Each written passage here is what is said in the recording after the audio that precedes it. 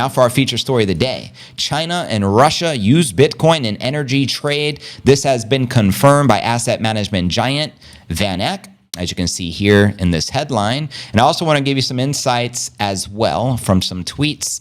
I got a couple of them lined up here. Sasha Hodder put, VanEck confirms that China and Russia are settling energy trades in Bitcoin. De-dollarization is here. The U.S. should immediately end sanctions on Russia or it's game over for the U.S. dollar. And again, that's off the back of the news printed from VanEck. Headline, de-dollarization moves Bitcoin towards monetary role. And I'm just going to read you what's highlighted here. That interest is no longer theoretical. China and Russia have reportedly begun settling some energy transactions in Bitcoin and other digital assets. Bolivia has announced plans to import electricity using crypto. And French energy utility, EDF, is exploring whether it can mine Bitcoin with surplus electricity currently exported to Germany. These are early signs that Bitcoin is evolving from a speculative asset into a functional monetary tool, particularly in economies looking to bypass the dollar and reduce exposure to the U.S.-led financial systems.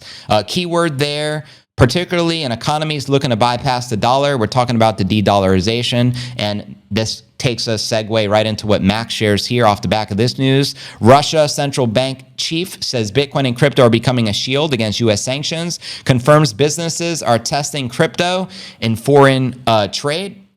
This is massive. Max Kaiser responded to this, and he's been calling this, and I've been, preaching it from the rooftops. China too. China and Russia see Bitcoin and gold-backed stablecoins as the escape hatch. He believes they're in the process of developing gold-backed stablecoins, which are going to overthrow the dollar because, there's a massive de-dollarization movement.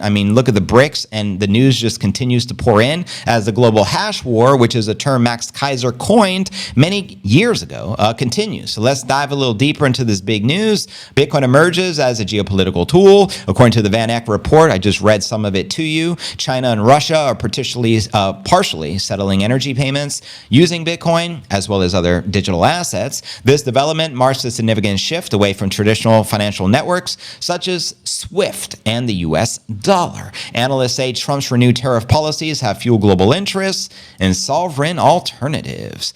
Meanwhile, the Bitcoin mining powered by surplus energy. The report highlights France's EDF, which is their Electricité de France, exploring Bitcoin mining using excess electricity. Well, it's the highest and best use case. Mine the biddy. All energy should go towards mining Bitcoin, but I digress. Such efforts point to the growing synergy between the energy production and crypto economies or economics. Bitcoin use in trade and infrastructure signals a broader trend towards decentralized finance. And while the Bitcoin price did just drop to 74, VanEck notes its resilience amid macro instability, and already, bada boom, we're right back at above 83 broskies. Analysts suggest that if the U.S. GDP growth slows without triggering high inflation, the Fed may lower interest rates, likely boosting the pre-low biddy price going up forever, Laura. Gold is also attracting renewed attention. Still, the Bitcoin higher return potential may appeal to more investors seeking alternatives to fiat. There you have it. And I also want to just go through Max Kaiser's, timeline here and see what other insights the high priest has to offer. And I'll read these out loud. Trump watched Diamond on Fox this morning. Diamond said something had to be done.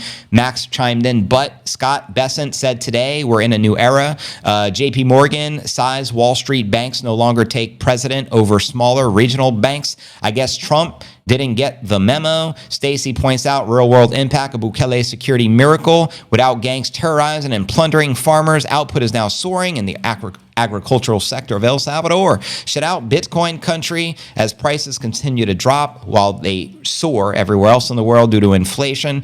Also, as the Bitcoin historian points out, pro-Bitcoin political party AfD is now the largest in Germany. The poll shows their official policy is to separate money and state. And guess what Bitcoin does? Separates money from state. Precisely what we do. Breaking news, VanEck confirms China and Russia officially settling some energy trades in Bitcoin as the trade war ramps up. He also says they're also stacking sats. That's China and Russia. So pretty big news. And everything goes to zero against Bitcoin. The power of Kaiser and Sailor cast the shitcoin devil out. That's right. If you're an unclean spirit, this gong strike is for you. And if you don't know, now you know.